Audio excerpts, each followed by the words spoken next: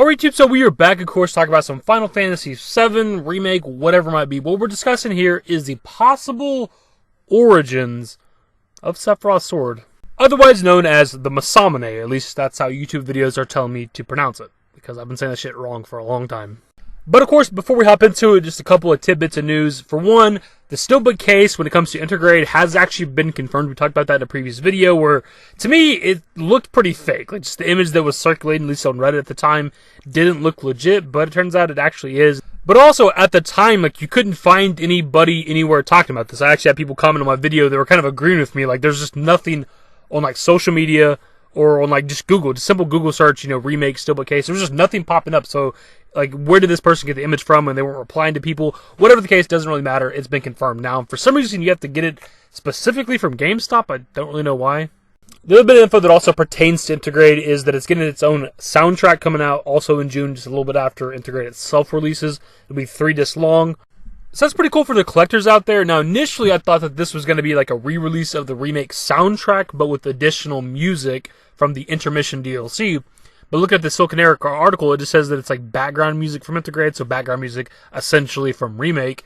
Is there going to be new music on this at all? I'm assuming there's got to be some, but is it mostly just going to be comprised of songs that we've already heard and can already listen to on the already released soundtrack?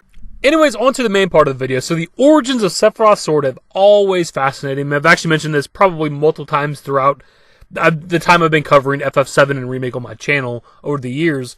It's up there for things I won't explain when it comes to the FF7 universe, right? Similar to, like, the origins of the Ancients, like, we just didn't learn much about them when it came to the original game. And Jenova, like, I don't know how we could ever really get more on Jenova since she came from outer space and crashed down on the planet, so how can we ever really get an origin story? But it's something I'd like to know. And, of course, Sephiroth's sword. And part of that goes back to the original game's booklet, something I used to read all the damn time as a kid, man. I used to read that thing front to back constantly, and it's that little brief paragraph we get of Sephiroth, which says, even amongst the elite troops of soldier, Sephiroth is known to be the best. His past is locked away in a confidential file held by Shinra Inc. His giant sword, which only he can handle, has extremely destructive power. Said to have disappeared in a battle years ago, his current whereabouts are unknown. And it's that little snippet about his sword, for some reason, that has lived in my brain rent-free for like 20 goddamn years. And I don't know why. I've just always wondered, what's so special about a sword? Could we see Tifa wield it?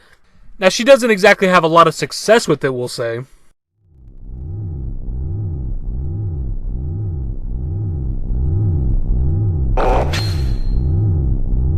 We've also seen the back of President Shinra wield it pretty nicely. But again, I've always wondered what made it so special. Now, you could take the description 2 different ways. One could be that because of the absurd size of it, just the physical size of it, that's why Sephiroth can only wield it. He also wields it with one hand, which normally that'd be a sword you'd probably wield with 2 hands as a normal person. Or you take it the other way, that it is like magical nature, thus the destructive power description, and that's why Sephiroth can only use it. And of course, that's why we're here today, because we have a possible origin of where it may have came from. It's from a pretty weird source, an unlikely source, something I would not have expected, something I actually didn't even know about until here recently. But before we get into it, a couple quick shout-outs. For one, Crimson7 Phantom over on Reddit for the post that I seen a couple days back. That's how I learned about this.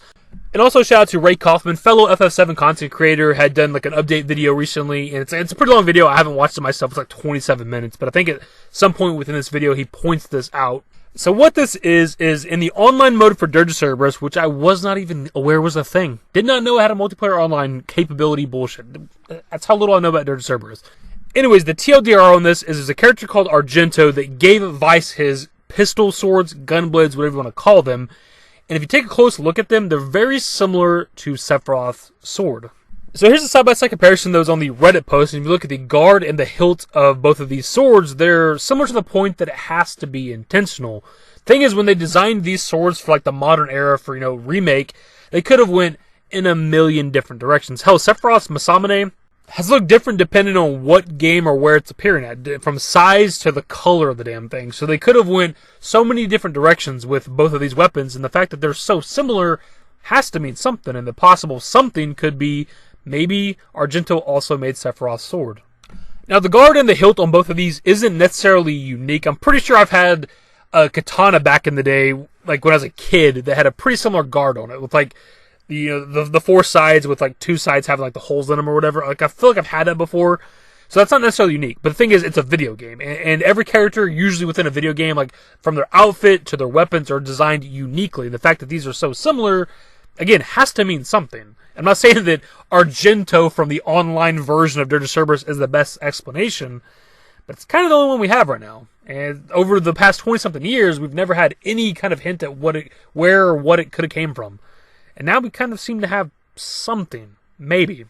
Like I said, man, this is stuff that I'm learning for the first time. Up until that Reddit post and making this video, I wasn't even aware the character Argento existed. I've seen like long-form content, like, 40-minute videos breaking down the story of Dirk Cerberus.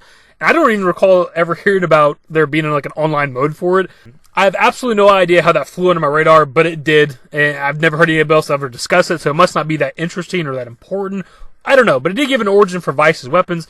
And now, all this time later after Dirk Cerberus came out, a possible origin for Sephiroth's sword. But of course, that remains to be seen. Maybe one of those things is like just this small, minor detail that's there for the fans that will notice it. It can be like, we know where Vice's sword comes from, and Sephiroth's sword and Vice's sword look pretty similar, so maybe that's where Sephiroth's sword came from. And they may never expand upon it. They may never confirm anything. It may just be there for us to maybe debate over or something. I don't know. But as it is, that is the video. So I want to pass it up to you guys. This is shout out to Ray Coffman, man, for even noticing this, and of course Crimson Southern Phantom for posting on Reddit. It's something that is so out of my wheelhouse. It's one of those little pieces of lore that I just don't know. There's a lot I don't know when it comes to Dirk Cerberus and some other stuff when it comes to FF7, but this one is so minute of a detail that I would never have got it, of course.